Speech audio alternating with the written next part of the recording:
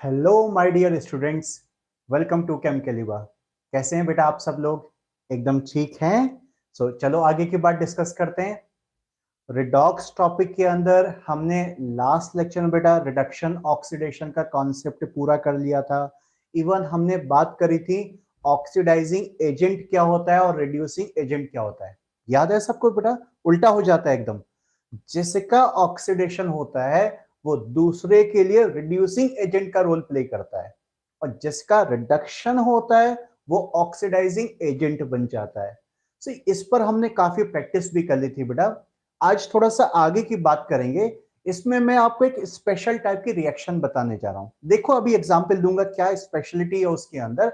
उसके बाद हम आज के लेक्चर में स्टार्ट करेंगे balancing of chemical reactions, specially redox. Redox का चैप्टर है बेटा, तो बैलेंसिंग ऑफ रिडॉक्स रिएक्शंस आज से स्टार्ट हो जाएगा। ये इस चैप्टर का लास्ट पार्ट होगा बेटा। चैप्टर बहुत बड़ा नहीं था, ये चैप्टर बस एक्स्ट्रा फॉर्म में मैंने आपको पढ़ाया था बेटा। वैसे तो जनरली बुक में ये मोल कॉन्सेप्ट के साथ दिया होता है या कहीं कहीं पर वॉल्यूमेट्रिक एनालिसिस के साथ दिया होता है। मैंने इसको एक अलग से सेपरेट चैप्टर बना दिया था। हम ऑक्सीडेशन रिडक्शन का कॉन्सेप्ट पूरा कर चुके हैं। उससे पहले ऑक्सीडेशन नंबर निकालना हमने सीख लिया था। बिना ऑक्सीडेशन नंबर निकाले या जाने इस चैप्टर में कुछ भी सॉल्व नहीं हो सकता। किसी को कोई डाउट है आप में से बेटा पिछले लेक्चर का या उससे पिछले लेक्चर का, कुछ भी बात पूछनी है आपको तो जल्दी से मुझे मैसेज करो बेटा, अदरवाइज मैं टॉपिक को आगे कैरी कर रहा हूं। कोई है किसी को कोई डाउट तो जल्दी जल्दी बताओ मुझे। कोई डाउट है किसी को? बोलो बच्चा।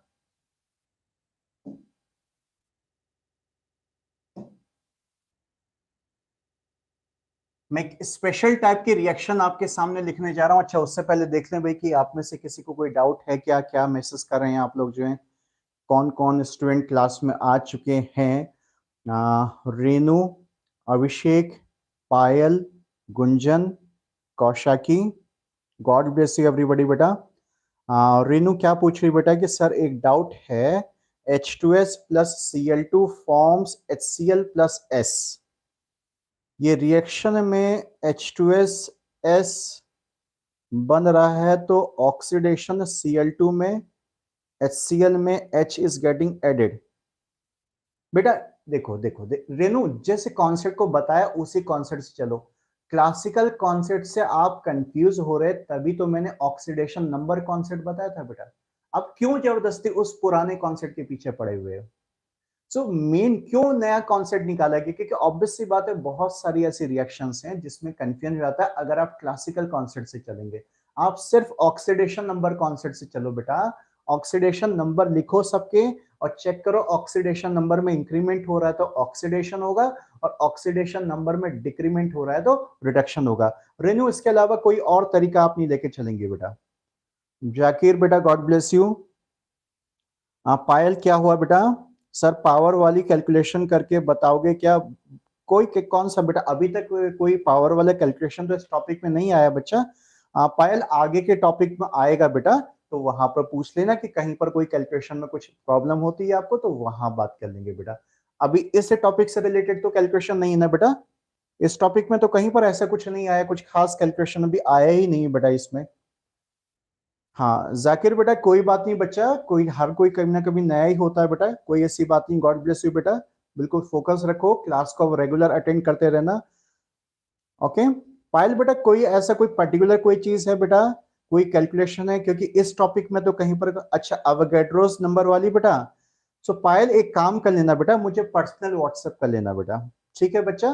पायल मुझे पर्सनल व्हाट्सएप कर लेना बेटा। क्लास के लास्ट में फिर से मैं अपना व्हाट्सएप नंबर आपको दे दूंगा, आप उसमें पूछ लेना बेटा। ठीक है बेटा? अच्छा रेनू क्या कह रही बेटा कि सर दूसरा Cl2 plus 2 electron forms 2Cl minus, हाँ कहाँ रिमूव हो रहा है? नहीं इसमें रिमूव नहीं हो रहा है, इसमें ऐड हो रहा है बेटा। Cl2 में तूने इलेक्ट्रॉन ऐड कर दिए रेनू, तो अल्टीमेटली ये तो रिडक्शन हो गया बेटा। और नहीं तो ऑक्सीडेशन नंबर जिंदाबाद, ऑक्सीडेशन नंबर से चेक कर ले बेटा। चंदन बेटा गॉड ब्लेस यू। हाँ चंदन वही कैलकुलेशन वाला पार्ट है ही नहीं बेटा। वो ऑक्सीडेशन नंबर निकालने तो बहुत ही सिंपल कैलकुलेशन, तो उसको कैलकुलेशन क्या बोले, वो तो खाली सिंपल प्लस माइनस करके ऑक्सीडेशन नंबर निकालना था बेटा। इस चैप्टर में कैलकुलेशन नहीं है, ये अच्छी बात है। हाँ, आगे चैप्टर अभी आपका वेट कर रहा है, इससे नेक्स्ट चैप्टर जो आने वाला है एटॉमिक स्ट्रक्चर, उसमें तो बेटा अच्छी खासी कैलकुलेशन आने वाली, बहुत अच्छी कैलकुलेशन आने वाली है। कोई बात नहीं, कुछ ऐसा कुछ नहीं है। तो चलो बेटा, मैं एक इंपॉर्टेंट यहाँ पर कुछ बातें बताने जा रहा हूँ बेटा। ऋषिकेश बेटा, गॉड ब्लेस यू बच्चा। चलो देखो, एक एक रिएक्शन देखो। अच्छा, यहां पर ध्यान देखिए सबके सब बेटा, एक रिएक्शन देखना सबके सब। Cl2 प्लस NaOH, लिखना नहीं है अभी, लिखना नहीं है, एक आराम से देखो बस, यहां फोकस करो मैं क्या समझा रहा हूं बेटा। Cl2 plus NaOH is equal to NaCl plus NaClO plus water. ये एक रिडॉक्स रिएक्शन है। अच्छा चलो, इस रिएक्शन को नोट कर लो। ऊपर इसकी हेडिंग के लिए थोड़ा सा स्पेस छोड़ देना, ऊपर स्पेस छोड़ देना, हेडिंग बाद में लिखेंगे इसमें हम।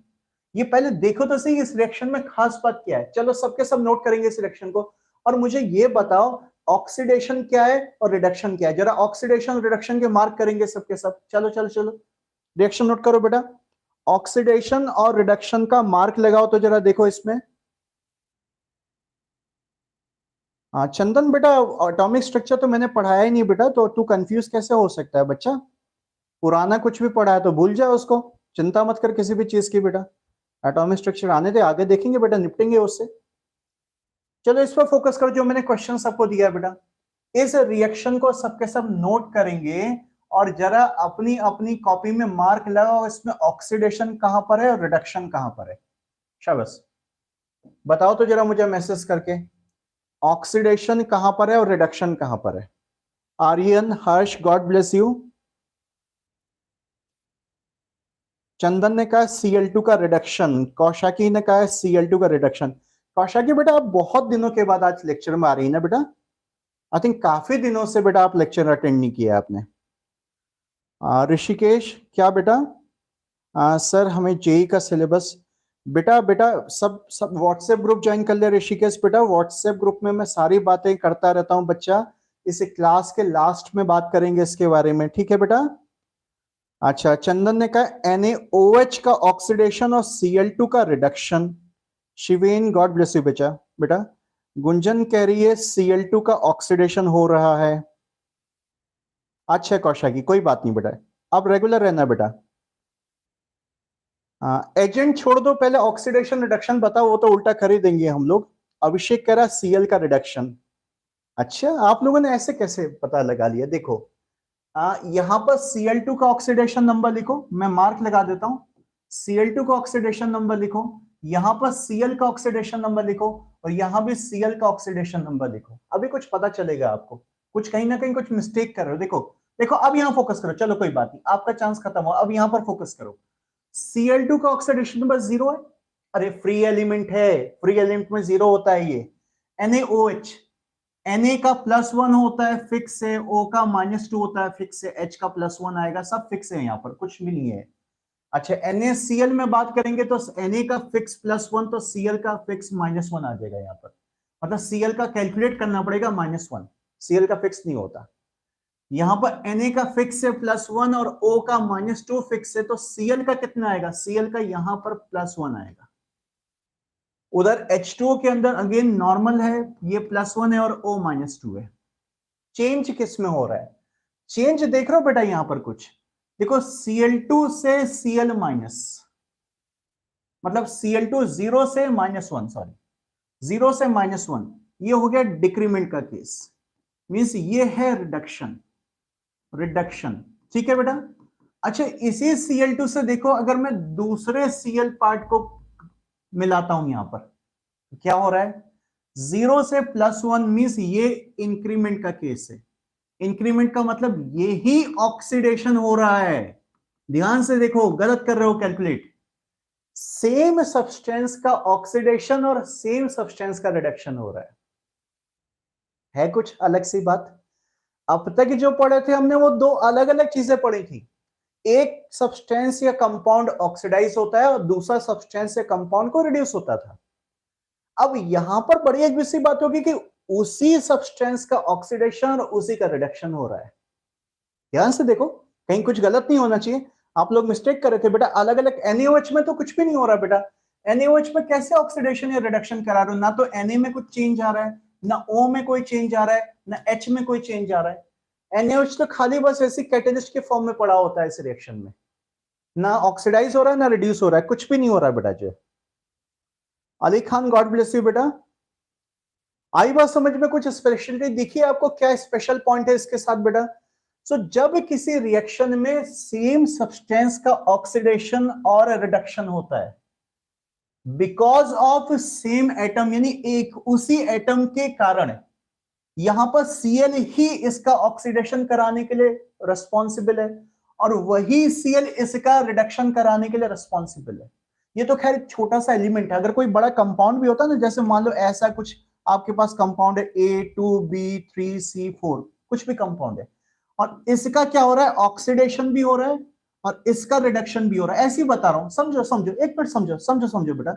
इसका ऑक्सीडेशन भी हो रहा है और इसी का रिडक्शन हो रहा है, और बिकॉज ऑफ बी एटम के कारण ही इंक्रीमेंट आ रहा है, बी एटम में डिक्रीमेंट आ रहा है। तो ये और ये रिएक्शन की मैं बात कर रहा हूं। ऐसे रिएक्शंस को कहा जाता है क्या? किसी को पता है इस रिएक्शन का नाम? ऐसे रिएक्शन को जो 12th के स्टूडेंट्स उनको पता होना चाहिए। ऐसे रिएक्शंस को कहा जाता है डिस्प्रपोर्शनेशन। Disproportionation, disproportionation. ये रिडॉक्स ही बेटा, रिडॉक्स का एक स्पेशल टाइप है, इसको बोलते हैं डिस्प्रपोर्शनेशन टाइप रिडॉक्स। डिस्प बहुत लंबा नाम है, मैं तो इसको शॉर्ट में डीपीपी बोल देता हूं। DPP reaction, disproportionation reaction, disproportionation redox reaction. जब उसी का ऑक्सीडेशन उसी का रिडक्शन हो जाए, लेकिन उसके लिए सिर्फ एक ही एटम जिम्मेदार होना चाहिए। मेरा कहने का मतलब ये, सुनना मेरी बात, सुन लो पहले, अरे नोट करने की बड़ी जल्दी रहती है, सुनो तो बात में क्या बोल रहा हूं बेटा। कभी कभी ऐसा होता है कि उसी का ऑक्सीडेशन उसी का रिडक्शन हो तो गया उसी कंपाउंड का, लेकिन कंपाउंड में दो अलग अलग एटम जिम्मेदार होते हैं। पता चला कि ऑक्सीडेशन कराने के लिए बी एटम जिम्मेदार है और रिडक्शन कराने के लिए सी एटम जिम्मेदार है। मतलब ऑक्सीडेशन हो रहा है बी के कारण और रिडक्शन हो रहा है सी के कारण। अगर ऐसा हो जाए बेटा तो उसको डिस्प्रपोर्शनेशन नहीं कहा जाएगा। इसलिए डेफिनेशन में दो बातें ध्यान से रखना। पहली बात, उसी कंपाउंड का ऑक्सीडेशन उसी का रिडक्शन होना चाहिए। दूसरी बात, किसी के कारण हो रहा है, दोनों चीजें एक सेम एटम के थ्रू होनी चाहिए, यानी उसी एटम के थ्रू एक ही एटम जो है रेस्पॉन्सिबल होना चाहिए, एक ही एटम रेस्पॉन्सिबल। अगर दो अलग अलग एटम कंपाउंड में रेस्पॉन्सिबल हैं तो वो डिस्प्रपोर्शनेशन नहीं होता है, नहीं होता है, नहीं होता है। अरे चिंता मत करो, प्रैक्टिस कराऊंगा, कराऊंगा प्रैक्टिस पूरी की पूरी। बड़ा स्पेशल चीज समझा रहा हूं मैं आपको। चलो पहले इस रिएक्शन को मार्क लगाओ सबके सब। जो रिएक्शन आपने लिखा था मार्क लगाओ सबके सब। ऑक्सीडेशन रिडक्शन करेक्ट करो, कुछ लोग गलत बताए थे, करेक्ट करो। और हेडिंग दो जल्दी से ऊपर। हेडिंग लिखेंगे सबके सब, मैंने बोर्ड पे लिख रखी है हेडिंग डिस्प्रपोर्शनेशन। हेडिंग लिखो सबके सब, डिसप्रोपोर्शनेशन, डिसप्रोपोर्शनेशन। हेडिंग लिखो, हेडिंग लिखो, हेडिंग लिखो।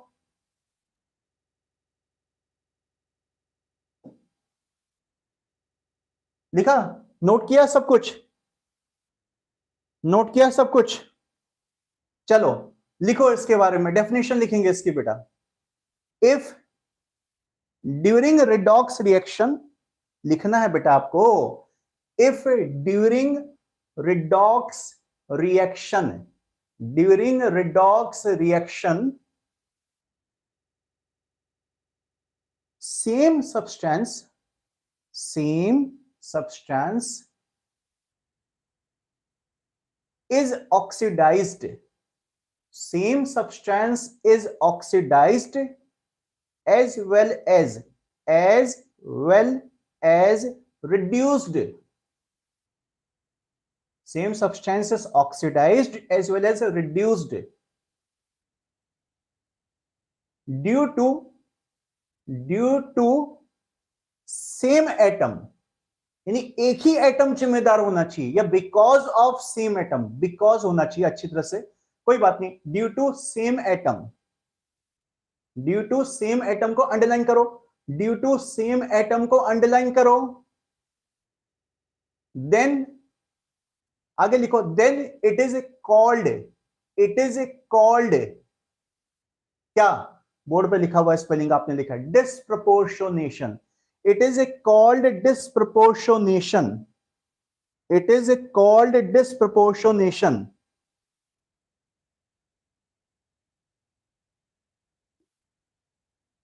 मंथन सत्यम बेटा थोड़ा सा जल्दी आया करो बच्चा, लेट हो जाते हो बेटा आप लोग, कोई बात नहीं। इट इज कॉल्ड डिस्प्रपोर्शनेशन, ठीक है। यानी कंडीशन ऐसी होनी चाहिए, मैं फिर से एक बार समझा दूं, जैसे कोई कंपाउंड मान लो कि 2-3 एटम या एलिमेंट से मिलकर बना एबीसी से, और ये किसी रिएक्शन में पार्टिसिपेट कर रहा है, तो इस कंपाउंड का ऑक्सीडेशन हो रहा है और इसी कंपाउंड का रिडक्शन भी हो रहा है, लेकिन इसका ऑक्सीडेशन और रिडक्शन कराने के लिए सिर्फ बी जिम्मेदार है, यानी एक ही एटम जिम्मेदार होना चाहिए, तो इसको डिस्प्रपोर्शनेशन कहा जाता है। अब देखो, अब मैं एक काम कर रहा हूं, आपके सामने कुछ 3-4 एग्जाम्पल्स लिख रहा हूं। क्या है क्वेश्चन मेरा, समझ गए होंगे। आपको उसमें से कौन कौन सी डीपीपी रिएक्शन से छांटनी है आपको, ठीक है बेटा।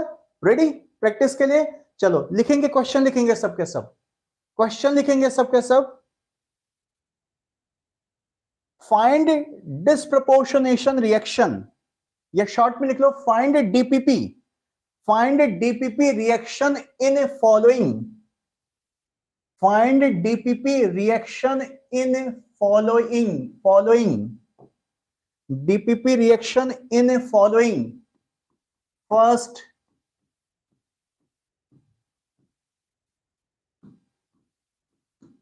अभी भी बैलेंसिंग से कुछ मतलब नहीं है बेटा, बैलेंसिंग अभी कुछ लेना देना नहीं है उससे, नॉर्मल चीजें चल रही हैं, नॉर्मल चीजें चल रही हैं बच्चा, नॉर्मल चीजें चल रही हैं अभी।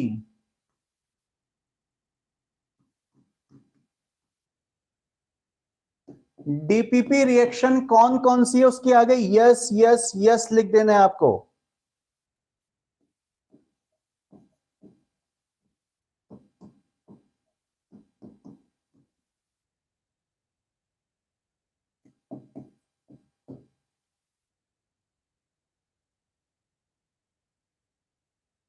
जो भी डीपीपी रिएक्शन है उसके आगे क्या लिख देना है बेटा, यस यस यस, और जो नहीं है नो लिख देना।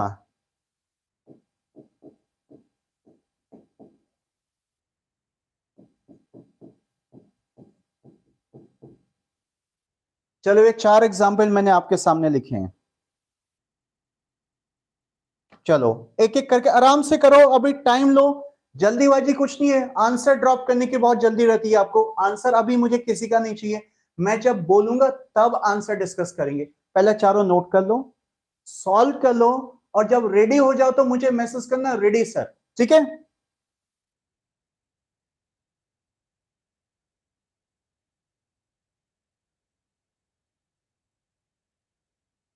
मंथन और सत्यम बेटा मैंने अभी डेफिनेशन लिखवाया, बच्चा आपका समझ में आ गया होगा, अभी स्टार्टिंग की थी हमने कॉन्सेप्ट की। मंथन सत्यम बेटा, अगर एक ही कंपाउंड का ऑक्सीडेशन और सेम कंपाउंड का रिडक्शन होता है ना बेटा, बिकॉज ऑफ सेम एटम, उसको डिस्प्रपोर्शनेशन रिएक्शन कहा जाता है। बस इतना ही बताया बेटा मैंने, प्रैक्टिस करने के लिए आपको दे दिए क्वेश्चंस यहां पर बेटा। और देखो रेनू ने भी, अच्छी बात है, रेनू ने भी पूरा आपको समझा दिया है, स्टेटमेंट लिख दिया है बेटा। अच्छा चंदन राठौर रेडी है, ओके। नितेश रुक जाए बेटा, जस्ट बेटा थोड़ा सा और दे देते हैं टाइम बच्चा, अभी रुक रुक रुक रुक, अभी बात कर रहे हैं बेटा, स्टार्ट करने जा रहे हैं इसको।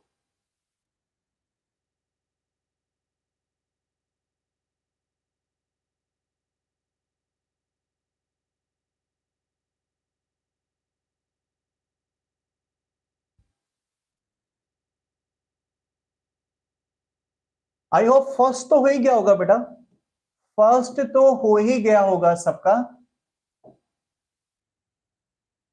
हाँ चलो भाई, सबके सब तैयार हैं। साहिल बेटा लेट हो, हाँ बच्चा कोई बात नहीं, चलो कोई बात नहीं, आप फोकस करो बेटा।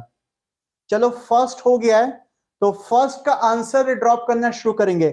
फर्स्ट यस या नो, फर्स्ट डीपीपी है या नहीं है, बताओ शाबाश। फर्स्ट डीपीपी है या नहीं है बेटा, Chandan Rathore yes, Manthan yes, Gunjan no, Kaushaki yes, Payal first, DPP yes, Satyam yes, Nitish yes, Renu yes, Abhishek yes. Gunjan का नो आया इसमें भाई, इसका मतलब कहीं कुछ कंफ्यूजन है। देख गुंजन बेटा, H2O2 इसमें बेटा O जो है परऑक्साइड होता है, इस O का ऑक्सीडेशन नंबर आपने गलत लिया होगा, -1 होगा बेटा। हाँ, यहां पर H+1 है तो O -1 होगा बेटा, और यहां पर O निकालो और यहां पर O निकालो, यहां पर अकेला O ही जिम्मेदार हो रहा है, यहां पर O नॉर्मल है -2 और यहां पर O2 फ्री एलिमेंट है 0 बेटा। सो ये कंपाउंड O के कारण ही रिड्यूस हो रहा है और O के कारण ही देखो ऑक्सीडाइज हो रहा है, O के चक्कर में ऐसा हो रहा है, तो ये बेटा डीपीपी हो गया। यस, ये डीपीपी हो गया। गुंजन समझ में आ गया बेटा? कोई बात नहीं, चलो सेकंड बताएंगे। Second second second second second कर लो पहले सॉल्व, कर लो पहले सॉल्व, आंसर आ गया तो बताओ मुझको। चलो शाबाश। सेकंड रिएक्शन का क्या हाल है? मंथन ने कहा yes, Chandan yes, okay, Nitesh yes, Gunjan yes, okay, Chandan Rathore हाँ, नितेश बेटा, रेनू यस, ओके, यस कह रहे हैं सब, कोई नो तो नहीं कह रहा है? कौशाकी भी यस कह रही है, ओके, कोई नो तो नहीं कह रहा ना बच्चा? पक्का ये यस है, सही बात है बिल्कुल। यहां पर +1 ऑक्सीडेशन नंबर है, अरे ये अकेला एटम है, इसके ऊपर जो चार्ज होगा वही ऑक्सीडेशन नंबर हो जाएगा बेटा। इसका ऑक्सीडेशन नंबर +2 है यहां पर, और यहाँ कॉपर Cu 0 स्टेट में पड़ा हुआ है, तो ये तो एटम ही एक है, इसमें सोचना क्या है, कॉपर के चक्कर में ऑक्सीडेशन हो रहा है और कॉपर के चक्कर में रिडक्शन हो रहा है यहाँ पर। सो ये भी डीपीपी है, ये भी डीपीपी है आपका। चलो थर्ड बताएंगे, third third third third third. जिसने सॉल्व नहीं किया कर लो सॉल्व बेटा, कोई बात नहीं। Chandan Rathore third no, Nitesh no, Satyam yes, Sahil no, Manthan no, Kaushaki no, Gunjan no, okay okay okay, Rinu भी नो कह रही है। क्या हुआ इसमें? इसमें कुछ क्या हुआ, क्यों नहीं हुआ या क्यों हुआ? देखो किसका निकाला होगा? Cl का ऑक्सीडेशन नंबर निकाला होगा, क्योंकि ये इधर उधर जाते रहता है, बाकी सब फिक्स वाले K+1 O -2, तो Cl यहां पर आ जाएगा +5। यहां पर K फिक्स है +1, तो Cl का फाइंड करेंगे -1, और यहां पर O2 के अंदर O आ गया 0। तो देखो Cl से Cl अगर कनेक्ट कराता हूं बेटा मैं, तो +5 से -1 यानी डिक्रीमेंट, ये तो हो गया रिडक्शन। और O के चक्कर में देखो -2 से 0, ये इंक्रीमेंट, ये ऑक्सीडेशन। अब ये रिडॉक्स तो है, ये एक नए टाइप का रिडॉक्स हो गया, ये और एक नए टाइप का रिडॉक्स। देखा जाए तो एक ही कंपाउंड ऑक्सीडाइज हो रहा है और वही कंपाउंड रिड्यूस हो रहा है। कंपाउंड तो एक ही है बेटा, कंपाउंड तो एक ही है यार, KClO3 है बस। पूरे को कहा जाता है ऑक्सीडेशन या रिडक्शन। आपको कई बार बोला, अकेले एटम का ऑक्सीडेशन रिडक्शन नहीं होता, भले ही फैमिली में एक ही मेंबर काम कर रहा है, लेकिन पूरी फैमिली का ऑक्सीडेशन या पूरी फैमिली का रिडक्शन कहा जाता है। तो ये रिडॉक्स तो है, और KClO3 कंपाउंड का ही ऑक्सीडेशन और उसी का रिडक्शन भी हो रहा है। लेकिन लेकिन लेकिन इस घर में दो मेंबर काम कर रहे हैं, एक Cl रिडक्शन में काम कर रहा है और एक O ऑक्सीडेशन के लिए काम कर रहा है।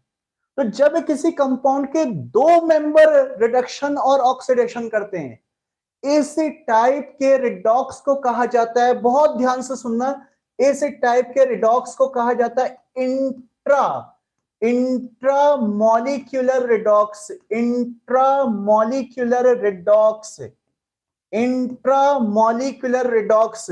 मार्क लगाएंगे सबके सब, मार्क लगाएंगे सबके सब। एक नई वैरायटी आ गई रिडॉक्स की बेटा, आज मैं रिडॉक्स की सारी वैरायटी समझा रहा हूं आपको। इंट्रामॉलिक्यूलर रिडॉक्स, मार्क लगाओ सबके सब। तो डीपीपी तो नहीं है, लेकिन ये रिडॉक्स का तीसरा टाइप है बेटा। ये नॉर्मल रिडॉक्स भी नहीं है, रिडॉक्स तो सभी होते हैं, ये कौन सा रिडॉक्स है? इंट्रामॉलिक्यूलर। इंट्रामॉलिक्यूलर का मतलब एक ही मॉलिक्यूल के अंदर रिडक्शन ऑक्सीडेशन हो रहा है, लेकिन दो अलग अलग मेंबर करा रहे हैं। अगर एक ही मेंबर कराता तो ये भी डीपीपी हो जाता, या इसको कहा जाता है डिकम्पोजिशन रिएक्शन। और ये डिकम्पोजिशन रिएक्शन है, डिकम्पोजिशन हो रहा है, KClO3 डिकम्पोज हो रहा है। ऐसे हमने मोल कॉन्सेप्ट में रिएक्शन लिया था ना इसका बेटा, अरे याद करो, मोल कॉन्सेप्ट में आपने क्वेश्चन किया था कि इतने मोल से कितना KCl बनेगा, कितना O2 बनेगा। पोटेशियम क्लोरेट कंपाउंड का नाम भी मैंने लिखवाया है बेटा। तो ये डिकम्पोजिशन है, इस कंपाउंड को हीट करने पर ये डिकम्पोज हो जाता है, टूट जाता है, ब्रेक डाउन हो जाता है। तो नॉर्मली लोग इसको डिकम्पोजिशन बोल देते हैं, और रिडॉक्स के तरीके से इसको बोला जाएगा इंट्रामोलिकुलर रिडॉक्स, यानी अकेले एक ही मॉलिक्यूल के अंदर रिडॉक्स हो गया है। नोट किया सबने बेटा? मंथन बताता हूं बेटा, देखो मंथन सुनो मेरी बात बेटा। मंथन ने अच्छी बात पूछी कि सर इंट्रा और इंटर में कंफ्यूजन होता है। सुनो बच्चा, सुनो सुनो सुनो सुनो बेटा, पहले अच्छे सबने मार्क कर लिया ना, ठीक है बेटा। देखो बेटा, इंटर का मतलब होता है दो के बीच में। आप बोलते हो inter school competition, inter college competition, so inter college, inter state competition, inter city competition. तो इंटर स्कूल का मतलब है कि दो स्कूल के बीच में कोई कंपटीशन हो रहा है, कोई गेम वगैरह हो रहा है, जो भी हो रहा है। इंटर सिटी का मतलब एक सिटी का दूसरे सिटी के साथ कुछ कंपटीशन चल रहा है। सो जब दो के बीच में कोई चीज होती है तो उसको इंटर बोला जाता है, INTER, इंटर बोलते हैं बेटा, ध्यान रखना। देखो इस चीज में किसी को कंफ्यूजन नहीं होना चाहिए बेटा। इंटर का मतलब होता है दो के बीच में। इंटर का मतलब क्या है? इंटर का मतलब है दो के बीच में, कोई एक चीज ये, एक चीज ये, इनके बीच में कोई गेम चल रहा है, कुछ भी हो रहा है, कुछ रिएक्शन हो रही है जहां पर दो मॉलिक्यूल आपस में रिड्यूस और ऑक्सीडाइज हो रहे हैं, तो उसको इंटरमॉलिक्यूलर। यानी इससे पहले जो लास्ट लेक्चर तक हमने जितने रिडॉक्स पढ़े थे वो सब इंटरमॉलिक्यूलर थे, इंटरमॉलिक्यूलर थे आपके। इंट्रा, एक नया वर्ड मैंने आज यूज किया, इंट्रा। इंट्रा का मतलब होता है बेटा विद इन सिंगल, उसी चीज के अंदर, उसी चीज के अंदर। इंट्रा सिटी, इंट्रा सिटी का मतलब उसी शहर के अंदर, उसी सिटी के अंदर की बात हो रही है। उस सिटी का दूसरे सिटी से कोई मतलब नहीं, उस सिटी का दूसरे सिटी से कोई मतलब होगा तो इंटर सिटी हो जाएगा, इंटर सिटी बस। तो इंटर का मतलब एक सिटी से दूसरे सिटी, दो सिटी के बीच की बात होगी। इंट्रा मतलब उसी सिटी के अंदर। सो इंट्रा का मतलब होता है उसी मॉलिक्यूल के अंदर। तो इंट्रा, इंट्रा एच बॉन्डिंग भी होती है। इंट्रा एच बॉन्डिंग मतलब उसी मॉलिक्यूल के अंदर एच बॉन्डिंग। और इंटर एच बॉन्डिंग का मतलब होता है, इंटर मॉलिक्यूलर का मतलब दो मॉलिक्यूल के बीच की एच बॉन्डिंग। आप कंफ्यूज तो नहीं हो गए? इंटर क्या होता है, इंट्रा क्या होता है? यानी पुराने जो रिएक्शंस हमने पढ़ी थी ना बेटा रिडॉक्स, वो सब इंटर थी, वो दो दो मॉलिक्यूल के बीच में थी। आज एक ही मॉलिक्यूल करामात दिखा रहा है यहां पर, तो इसको इंट्रा कहा जाएगा, इंट्रा। याद रहेगा सबको मैंने कैसे समझाया इंट्रा इंटर बेटा? ठीक है, लिख लेना बेटा अपने वर्ड्स में, किसी को कुछ लिखना हो तो। पायल मैंने समझा दिया बच्चा, इंट्रा और इंटर में क्या डिफरेंस होता है, ठीक है बेटा? मंथन भी क्लियर हो गया बच्चा? ओके, बहुत अच्छी बात है। तो ये तो हो गया कि एक नई टाइप का रेडॉक्स आ गया। अब जरा फोर्थ करो, चलो फोर्थ वाला, फोर्थ फोर्थ वेट कर रहा है, बताओ जल्दी बताओ, जल्दी बताओ, फोर्थ फोर्थ का क्या हाल है भाई? ओके नितिश, गुड बेटा, ठीक है बेटा, चलो फोर्थ का बताओ बेटा।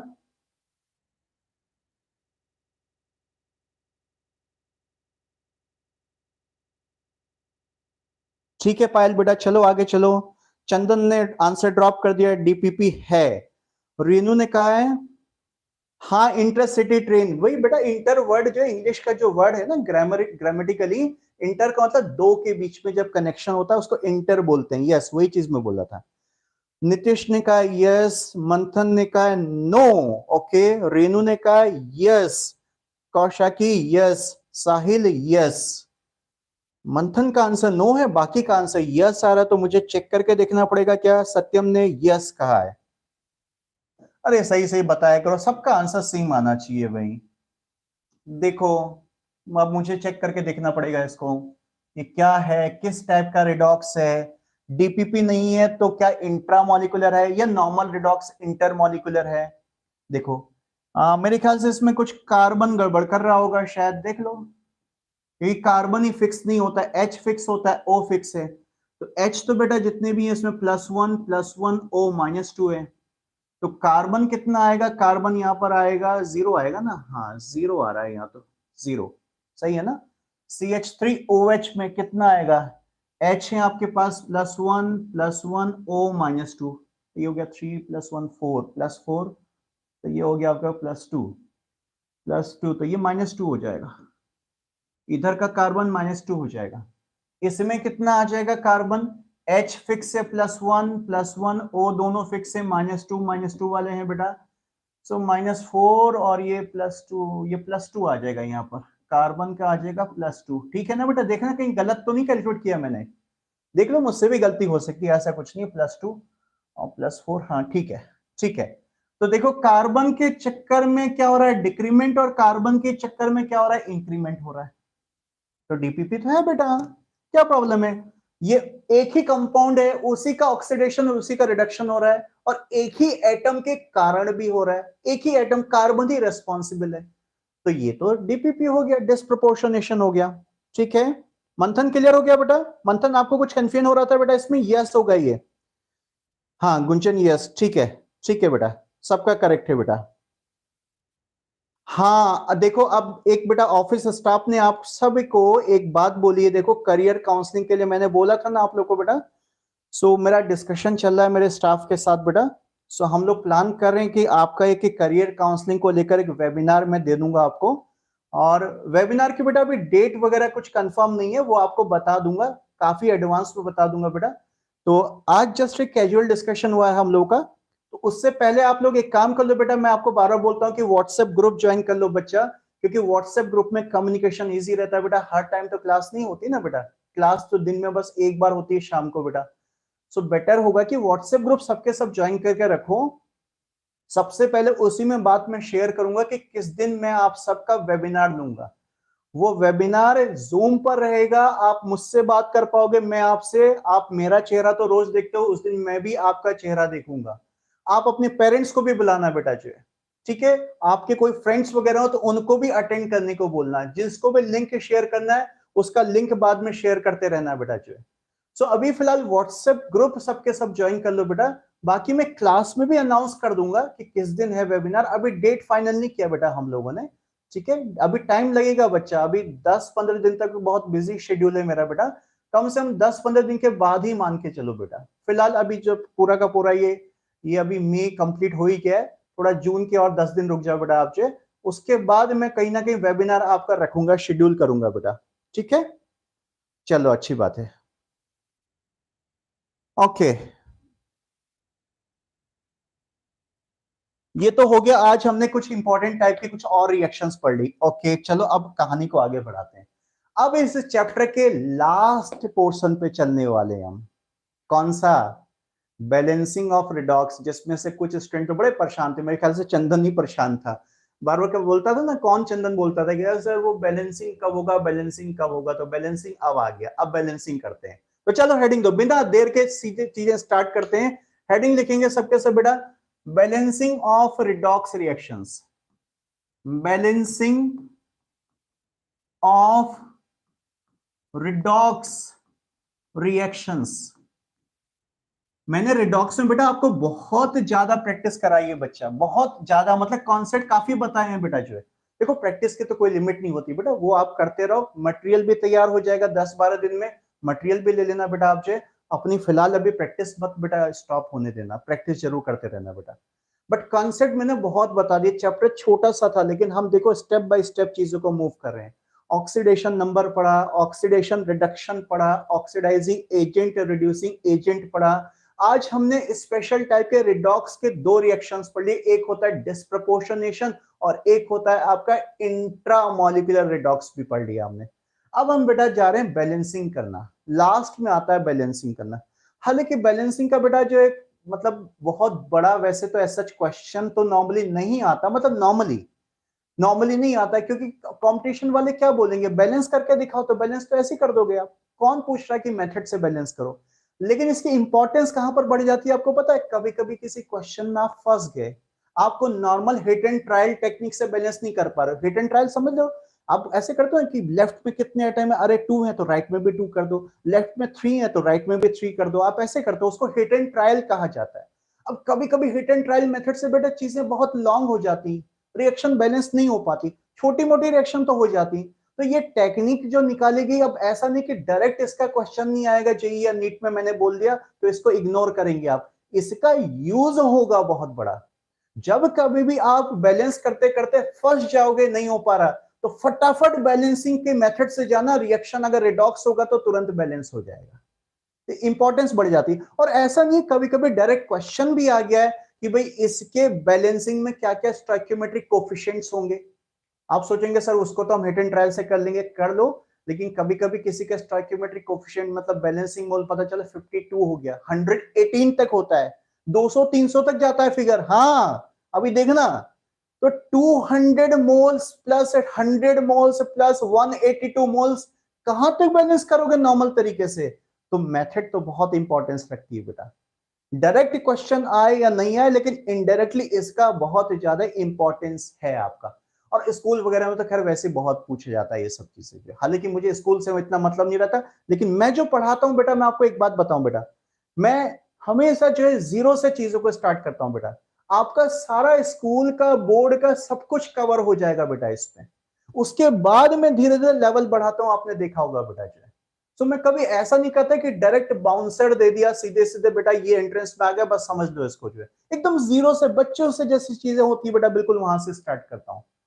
तो चाहे स्कूल की बात करो चाहे कंपटीशन की बात करो, हर चीज में इसका इंपॉर्टेंस है। तो लेट्स गो एट बेटा, इसको कहानी को आगे बढ़ाया जाए। Balancing of redox reactions, balancing of redox reactions.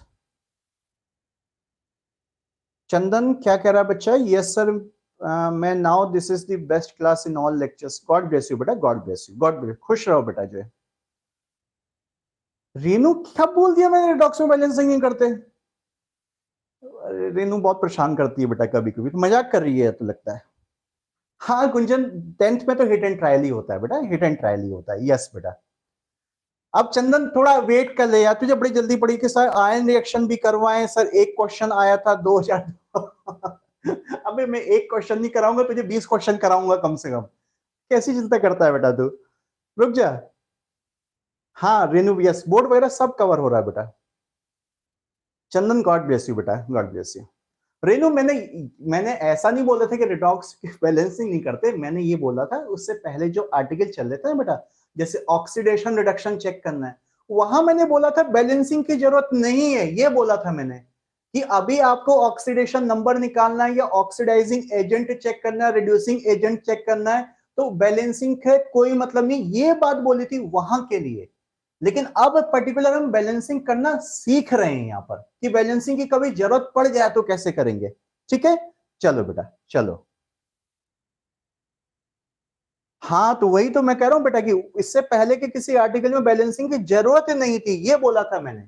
ये मैंने नहीं कहा कि रिडॉक्स की बैलेंसिंग नहीं करते, आपने स्टेटमेंट ही बदल दिया बच्चा जो है। चलो कोई बात नहीं, देखो इधर देखो बेटा, अब सुनो अब सुनो, अब मैसेज थोड़ी देर के लिए बंद करो बेटा, अब सुन लो, ज्यादा टाइम भी नहीं बचा, जरा बहुत केयरफुली सबके सब सुनेंगे। हेडिंग दे दिया सबने ना, चलो अच्छी बात है। यहां पर देखो बेटा, देखो बेटा, नॉर्मली बैलेंसिंग करने के लिए ना हमारे पास दो मेथड्स होते हैं, दो मेथड्स होते हैं। एक मेथड होता है ion electron method, ion electron method, और दूसरे मेथड को कहा जाता है बेटा oxidation, oxidation number method. Oxidation number तो बेटा हमारा पीछा कभी नहीं छोड़ेगा, ये तो हमारा बेस है इस चैप्टर के अंदर। तो ऑक्सीडेशन नंबर के तरीके से भी आप बैलेंस कर सकते हो, और एक तरीका दूसरा है जिसमें आयन इलेक्ट्रॉन मतलब इलेक्ट्रॉन का यूज करके बैलेंस किया था। बताऊंगा अभी क्या होता है, अभी ये कुछ नहीं सर, क्या होता है क्या होता है बता दो, कुछ नहीं, चुपचाप रहो बिल्कुल जो है, एकदम ध्यान दो। चलो पहले फटाफट दोनों मेथड जल्दी से लिखेंगे, दोनों हेडिंग लिखेंगे सबके सब, दो पार्ट में तोड़ो इसको, लिखो जल्दी लिखो जल्दी लिखो जल्दी लिखो। आयन इलेक्ट्रॉन मेथड और दूसरा ऑक्सीडेशन नंबर मेथड, लिखा बेटा? चलो अब इसके अंदर जो फर्स्ट मेथड हेडिंग दे दो, फर्स्ट मेथड हेडिंग दे दो आयन इलेक्ट्रॉन मेथड। मैं ऐसे ही दे देता हूं, मैंने हेडिंग दे दिया, बस मेरा हेडिंग हो गया, आप लोग हेडिंग दे दो फिर से। Ion electron method, ion electron method, ion electron method, लिखा बेटा? अरे जल्दी लिखो। हाँ अब सुनो बेटा, इस मेथड के नाम से ही आपको समझ में आ रहा है कि पहली बात तो बेटा जो कंपाउंड होते हैं ना, वो कंपाउंड जो आयन कंडीशन में होने चाहिए, उसकी चिंता मत करो, वो धीरे धीरे मैं समझाऊंगा। अभी उसका मतलब ज्यादा मत दिमाग मत लगाओ, बस इतना समझना कि कंपाउंड जो है नॉर्मली आयन स्टेट में होने चाहिए। आयन का मतलब जैसे आप बोलते हो ना कि NaCl, तो NaCl को NaCl ना लिखकर यहां पर हम ट्राई करेंगे Na पॉजिटिव और Cl नेगेटिव लिखना, ऐसे लिख देंगे, कोई मुश्किल नहीं है, ऐसा कुछ प्रैक्टिस कर लेंगे। अब ये नहीं कि अरे सर मुझे तो उस कंपाउंड का आयन नहीं पता क्या होता है, अरे सर ऐसा आ गया तो, ठीक है प्रैक्टिस इसी चीज का तो नाम है ना बेटा, करवाऊंगा, बट समझो पहले क्या चीज है। आयन का मतलब समझिए, क्या मतलब है कि कंपाउंड को आयन में तोड़ के हमें यूज करना होता है।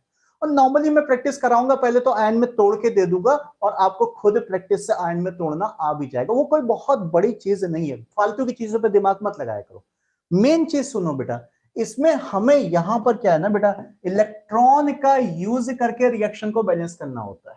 ठीक है भाई, कैसे करते हैं, देखो देखो देखो देखो, सीधे सीधे जो है चला जाए बेटा, एक रिएक्शन में लिखता हूं और उस रिएक्शन पे पूरा का पूरा मेथड समझाऊंगा। ऐसे तो डायरेक्ट फालतू फालतू बातें बोलता रहूंगा तो सबके सब आपके ऊपर से गुजर जाएंगे। मैं जस्ट एक कोई रिएक्शन पिक कर लेता हूं, उस रिएक्शन के हिसाब से अल्टीमेटली इस मेथड को अप्लाई करेंगे। देखो एक मैं क्वेश्चन लेके चल रहा हूं, एग्जाम्पल लेके चल रहा हूं कि यहां पर Fe2 positive plus Cr2O7 negative plus H positive equals Fe3 positive plus Cr3 positive plus H2O। ये एक रिएक्शन है, सब यहां फोकस करना, फोकस हटा तो सब कुछ घटा, फोकस नहीं हटना चाहिए, बिल्कुल फोकस करो, कैमरा भी फोकस करो, आप भी फोकस करो बेटा। यहां पर जो देखो रिएक्शन मत नोट करो, जब कहूंगा तब नोट करना है बेटा जो। अब एक चीज और सुनो बेटा, एक्चुअली बेटा जो हम मेथड पढ़ने जा रहे हैं ना, इसमें हमें सबसे पहले एक ये देखना होता है कि वो रिएक्शन कौन से मीडियम में हो रही है। बेटा कुछ रिएक्शंस एसिडिक मीडियम में होती हैं और कुछ रिएक्शंस बेसिक मतलब एल्कलाइन मीडियम में होती हैं। दोनों के लिए ना थोड़ा थोड़ा सा टेक्निक अलग है, थोड़ा थोड़ा सा, ज्यादा नहीं, बस 5-10% का फर्क है, लेकिन मीडियम देखना पड़ेगा पहले। अब जैसे इस रिएक्शन में मीडियम का पता कैसे चलेगा, अरे सीधी सी बात है, अगर उस रिएक्शन में कोई भी एसिड है या एसिड से रिलेटेड H पॉजिटिव आयन है, अरे एसिड का काम क्या होता है, H पॉजिटिव HCl, HCl का मतलब H positive Cl negative, acid की पहचान होती H पॉजिटिव से और बेस की पहचान होती OH नेगेटिव से। तो इस रिएक्शन में देखो क्या दिख रहा है आपको, साफ साफ इस रिएक्शन में आपको दिख रहा है मीडियम कौन सा है, एसिडिक है। नहीं तो बेटा कभी कभी वो क्या करते हैं ना, जैसे रिएक्शन लिखा और रिएक्शन के आगे कहीं पर ब्रैकेट में लिख देंगे इन एसिडिक मीडियम, लिख देंगे, मतलब ये कोई बहुत बड़ी चीज नहीं है कि सर मुझे तो नहीं पहचान में आएगा। अरे क्यों नहीं पहचान में आएगा, एसिड किसको पहचान में नहीं आता, या तो पूरा कोई एसिड लिख दिया, जैसे HCl लिख दिया, H2SO4 लिख दिया, HNO3 लिख दिया, या फिर उस एसिड का खाली सिंबल लिख देंगे H पॉजिटिव, क्योंकि ये आयन से रिलेटेड मेथड चल रही है तो उसका सिंबल क्या हो गया, आयन H पॉजिटिव हो गया। तो एसिड या बेस यहां पर इन्हीं दो मीडियम चलेंगे, एसिडिक मीडियम में बैलेंस करना है या फिर हमको बेसिक मतलब एल्कलाइन मीडियम में बैलेंस करना है। इन दोनों के लिए मेन स्टेप तो सेम रहेंगे, थोड़ा सा 5-10% का फर्क पड़ेगा बेटा। सो मैं इसके अंदर भी पहला सब केस 1 लेके चल रहा हूं, in acidic medium, in acidic medium. चलो इसको इंडिकेट करेंगे सबके सब, इसके अंदर फर्स्ट केस इंडिकेट करेंगे सबके सब in acidic medium, in acidic medium indicate करो, बस खाली हेडिंग लिखना आपको और कुछ नहीं लिखना, in acidic medium, acidic medium.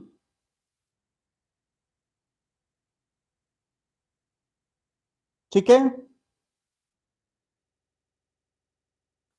अब सुनो बेटा, देखो रिएक्शन आपके सामने, मीडियम हमने पहचान लिया, यहां पर आपको साफ साफ ये चीज दिख रही होगी कि कोई एक पार्ट ऑक्सीडाइज होगा, कोई एक पार्ट रिड्यूस होगा।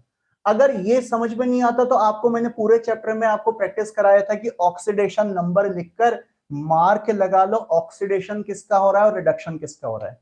लेकिन हमें ऑक्सीडेशन रिडक्शन अलग पहचानना नहीं है, बस इतना पहचानना कि कौन किस में बदल रहा है। ये बहुत ईजी है, इतनी प्रैक्टिस हम लोग कर चुके हैं कि क्वेश्चन देखते ही हम पहचान जा रहे हैं, जैसे Fe का पार्ट किसी दूसरे Fe में चेंज हो रहा है, एक ये होगा, कुछ होगा, छोड़ दो क्या होगा सर, ऑक्सीडेशन होगा रिडक्शन होगा, ये पहचानना नहीं। कोई बचाने की जरूरत नहीं, कोई जरूरत नहीं, कोई जरूरत नहीं। अगर कंफ्यूजन है आपको तो आप पूरा ऑक्सीडेशन नंबर लिखकर पहचान लो कि किस किस में चेंज हो रहा है। तो Fe के ऑक्सीडेशन नंबर में चेंज हो रहा है तो एक ये मार्क मैंने लगा दिया, और दूसरा यहां पर क्रोमियम के ऑक्सीडेशन नंबर में चेंज होगा तो एक पार्ट ये बनेगा इसका, यानी इस रिएक्शन के दो हाफ पार्ट्स हैं। सुन रहे हो मेरी बात? सुन रहे हो? लिखना नहीं है, मैं बार बार बोल रहा हूं कि लिखना नहीं है, आपको यहां पर फोकस करना है बेटा। रिएक्शन के दो हाफ पार्ट का सिलेक्शन करोगे पहले। Fe से Fe बन रहा होगा और Cr पार्ट Cr पार्ट में चेंज हो रहा है। तो चलो मैं इनको अलग अलग लिख लेता हूं। लिख आप नहीं लिखोगे, मैं लिख रहा हूं। इधर देखो, एक हाफ पार्ट हो गया इसका Fe2 positive equals Fe3 positive, यानी इस रिएक्शन को दो हाफ पार्ट में तोड़ देना है, लिख लेना है ऐसे। और दूसरा हाफ पार्ट हो गया Cr2O7 2 negative is equal to Cr3 positive. ये दो हाफ पार्ट हो गए। तो सबसे पहले काम क्या करना है, रिएक्शन को दो हाफ पार्ट में तोड़ देना है। कैसे तोड़ना है सर, मुझे कंफ्यूजन हो रहा है। अरे फिर वही बात, कंफ्यूजन हो रहा है। मैं क्या बोल रहा हूं कि अगर कंफ्यूजन हो रहा है तो आप सबके ऊपर उनके ऑक्सीडेशन नंबर लिख लेना बेटा। ऑक्सीडेशन रिडक्शन पहचानना आता है तो जिसमें चेंज हो रहा है उसको अलग अलग मार्क लगा लेना है। जैसे Fe के ऑक्सीडेशन नंबर में पक्का चेंज होगा, मुझे तो इतनी प्रैक्टिस है, और क्रोमियम के ऑक्सीडेशन नंबर में चेंज होगा पक्का, हम सबको इतनी प्रैक्टिस है भाई, जो हमें पता है पहचानने कौन से एटम गड़बड़ करते हैं जिनका ऑक्सीडेशन नंबर फिक्स नहीं होता। ऐसे दो हाफ हाफ पार्ट, यानी इनको कहा जाता है हाफ रिएक्शंस, हाफ रिएक्शंस कहा जाता है। अब हमारा मकसद ये है बेटा कि इन दोनों हाफ हाफ रिएक्शंस को अलग अलग बैलेंस किया जाएगा। दोनों हाफ हाफ रिएक्शंस को अलग अलग बैलेंस किया जाएगा। मैं साइड में जो है स्टेप्स पे लिख देता हूं क्या करना है आपको। स्टेप 1 क्या करना है कि पहले रिएक्शंस को दो हाफ पार्ट में तोड़ देना है, यानी हमें लिखना पड़ेगा half reactions, right half reactions, right half reactions. Reaction की हाफ हाफ रिएक्शंस पहले अलग अलग लिख देनी है। उसके बाद क्या करना है, स्टेप 2 है कि अब इन हाफ हाफ रिएक्शंस को बैलेंस करेंगे। Balancing of half half reactions, balancing of half half reactions, balancing of half half reactions, reactions ठीक है, balancing of half half reactions. अब इसकी बैलेंसिंग में क्या क्या स्टेप्स इन्वॉल्व होंगे अब वो सुनो, मेन तो अब है ये चीज। सबसे पहले क्या करना होता है बेटा, सुनो मेरी बात। सबसे पहले क्या करना होता है बेटा, दोनों साइड में जो मेन एटम होते हैं, मेन एटम, अरे सुनो अभी समझा रहा हूं, बीच में एकदम मत बोला करो कि सर मेन एटम क्या होता है। दोनों साइड में जो मेन एटम होते हैं, मेन एटम का मतलब जिसके ऑक्सीडेशन नंबर में चेंज होता है, वो आपको पहचान पड़ चुकी है। उन मेन एटम को हिट एंड ट्रायल टेक्निक से बैलेंस किया जाता है, हिट एंड ट्रायल टेक्निक से बैलेंस किया जाता है। आप सोचेंगे सर ये तो फालतू बात होगी, एकदम फुद्दू बात होगी, ये तो हिट एंड ट्रायल तो हम ऐसे ही कर देंगे। अब सिर्फ मेन एटम को बैलेंस करना हिट एंड ट्रायल से, उसका कोई मेथड नहीं है बेटा। मेन एटम लेफ्ट में 2 है तो राइट में डबल कर देना, लेफ्ट में 3 है तो राइट में 3 कर देना, ये राइट में 4 है तो लेफ्ट में 4 टाइम्स कर देना, ये तो हिट एंड ट्रायल से ही होगा। उसके बाद मेन एटम बैलेंस करने के बाद फिर हम बैलेंस करते हैं O। सुन लो स्टेप सुन लो, O बैलेंस करने के बाद फिर हम बैलेंस करते हैं H, फिर बैलेंस करते हैं H। कैसे करेंगे बताऊंगा, अब इसको हिट एंड ट्रायल से नहीं करोगे, इसकी मेथड होती है, बताऊंगा अभी जो। और H बैलेंस होने के बाद फिर हम लास्ट में बैलेंस करते हैं चार्ज। ये स्टेप दिमाग में बैठाने हैं सबको कि मेन एटम को पहले बैलेंस किया जाएगा हिट एंड ट्रायल से, O को मेथड से बैलेंस करेंगे, मेथड से बता रहा हूं अभी। H को भी मेथड से बैलेंस करेंगे, चार्ज को भी मेथड से बैलेंस करेंगे। सब हिट एंड ट्रायल से नहीं होने, नहीं तो बेकार ही होती, मेथड क्यों पढ़ाता है इसको। अब एक काम करो, पहले यहां तक की बातें नोट कर लो, क्योंकि नोट करने के लिए आपके लिए काफी कुछ मैटर हो गया, फिर मैं आगे बढ़ता हूं। क्लास का टाइम भी आगे जा रहा है बेटा, आई थिंक मुझे आज लगता है आज हो नहीं पाएगा क्योंकि बहुत कुछ है बेटा इसमें समझाने में। कोई बात नहीं, आप खाली स्टेप लिख लो बेटा। बच्चों एक काम करो, सिर्फ स्टेप लिख लो, रिएक्शन मत लिखो, छोड़ दो रिएक्शन, अभी ये नेक्स्ट लेक्चर में फिर से रिपीट कर लेंगे। चलो लिखो, लिखेंगे, मैं लिखवाऊं आपको, मैं लिखाऊं, अच्छा चलो लिखेंगे, लिखेंगे बेटा। स्टेप 1 लिखेंगे सबके सब। स्टेप 1 लिखो, स्टेप 1 डिवाइड गिवन रिएक्शन, अरे मैं लिखवा रहा हूं आपको, लिखो divide given reaction into two half reactions. Divide given reaction into two half reactions. Two half reactions. ठीक है, डिवाइड बोल दो या स्प्लिट बोल दो, पहले उसको दो हाफ टुकड़ों में तोड़ देना है. स्टेप 1 हो गया. अब लिखो स्टेप नंबर 2. लिखो, लिखते चलो. Step number 2. Now balance half reactions. Now balance half reactions. Half reactions using following steps. Using following steps. Using following steps. अब इन हाफ रिएक्शंस को अलग अलग बैलेंस करना है. नीचे जो स्टेप्स हैं उनको फॉलो करते हुए. क्या क्या है अब लिखेंगे, सीक्वेंस लिखेंगे बेटा, सीक्वेंस लिखेंगे. पहले मीन एटम, ऐसे लिख लो कोई बात नहीं. Mean atom by hit and trial, ऐसे शॉर्ट में लिख लो, आगे प्रैक्टिस कर लेंगे. बाय हिट एंड ट्रायल लिखा, mean atom by hit and trial. उसके बाद एरो बना के लिखो O, फिर एरो बना के लिखो H, और फिर एरो बना के लिखो चार्ज. नीचे लिख दो, अब मैंने साइड में कर दिया, कोई बात नहीं, आप नीचे लिख दो चार्ज. अब बात यहां पर आती है कि सर O को कैसे बैलेंस करना है, H को कैसे बैलेंस करना है, चार्ज को कैसे करना है. बेटा ये मेथड से बैलेंस होगा. इसके लिए मुझे टाइम लगेगा बेटा, बताने में टाइम काफी हो गया बेटा. अब एक काम करते हैं बेटा, कोई बात नहीं, नेक्स्ट जो लेक्चर होगा उसमें हम अच्छी तरीके से बैलेंसिंग बैलेंसिंग बैलेंसिंग बैलेंस, चिंता मत करो, मैं अच्छी प्रैक्टिस कराऊंगा आपको बैलेंसिंग की. और एक गारंटी मैं देता हूं बेटा कि ऐसी बैलेंसिंग आपको कहीं पढ़ने को नहीं मिलेगी. बोलना नहीं चाहिए बट एक्चुअल में बेटा चाहिए. बिल्कुल चिंता मत करो बेटा. तो बेटर होगा बेटा कि नेक्स्ट लेक्चर में, क्योंकि अभी जल्दीबाजी हो जाएगी, इसमें मेथड समझा दूंगा तो फिर हम अप्लाई नहीं कर पाएंगे. बेटर होगा कि टाइम पूरा मिलेगा, मेथड भी समझाऊंगा, फिर अप्लाई भी करेंगे, और फिर कम से कम 10 क्वेश्चंस की प्रैक्टिस करेंगे एसिडिंग मीडियम में, 10 क्वेश्चंस की प्रैक्टिस करेंगे बेसिक मीडियम में, फिर ऑक्सीडेशन नंबर मेथड उसके नेक्स्ट लेक्चर में जाएगा. ऐसे चलते चलेंगे बेटा. ठीक है ना बेटा, कोई बात नहीं, एक लेक्चर का और वेट कर लो. अब नेक्स्ट लेक्चर आप सबको पता है. अच्छा, जो नए स्टूडेंट्स आए भाई उनको मैं पहली बात बता दूं बेटा, जो नए स्टूडेंट्स आए हैं उनके लिए क्लासेस का शेड्यूल बता दूं भाई. 11th क्लास का शेड्यूल होता है वेंसडे को, फ्राइडे को और संडे को. ये 3 दिन 11th के लेक्चर्स होते हैं, और बाकी 3 दिन 12th होता है आपका ट्यूसडे को, थर्सडे को, सैटरडे को. क्लास का टाइमिंग है 8:15 PM पर हम शार्प स्टार्ट हो जाते हैं. तो अब हम मिलेंगे बेटा 11th के लिए वेंसडे को बेटा. उस दिन मैं आपको पूरा का पूरा समझाऊंगा. सबके सब टाइम पर आ जाया करो बेटा, ठीक है ना, टाइम पे जरूर आ जाया करो बच्चा. बिल्कुल ओके. अच्छा, कोई किसी ने पता नहीं क्या क्या तुम लोग आपस में बात करो, कोई कुछ खास बात लिखी क्या मेरे लिए? आपस में बात करने पे लगे हुए थे तुम लोग. चलो अच्छी बात है, अच्छी बात है, कोई बात नहीं, अच्छी बात है. अरे चंदन, नींद क्यों नहीं आएगी तुझको, क्या हो गया? नेक्स्ट लेक्चर में बैलेंसिंग कर लेंगे, नेक्स्ट लेक्चर में बैलेंसिंग कर लेंगे बेटा. ओके बेटा, चलो तो ठीक है. तो अच्छा बेटा, लेक्चर को लाइक कर देना. अब तो मुझे हर लेक्चर के बाद बोलना पड़ता है, लेक्चर को लाइक जरूर करो. और बेटा अपने फ्रेंड सर्किल में प्लीज बच्चा बता दो यार कि क्लासेस हो रही हैं. जितने बच्चे इंटरेक्ट करेंगे मेरा हौसला भी तो बढ़ता है ना, नहीं तो मैं डिमोटिवेट हो जाऊंगा तुम लोग को मोटिवेट करते करते. तो बेटा अपने सारे बाकी फ्रेंड सर्किल में बता दो क्लासेस वगैरह के बारे में, और वेबिनार के बारे में बता देना बेटा. कोई क्लास ज्वाइन करता हो नहीं करता उससे मतलब नहीं बेटा, वेबिनार के बारे में बता देना कि वेबिनार कर रखेंगे बेटा 8-10 दिन 12 दिन के बाद, वो डेट मैं आपको दे दूंगा. ठीक है, सो चलें बेटा जो है. ओके, गॉड ब्लेस यू बच्चा, सी यू, बाय.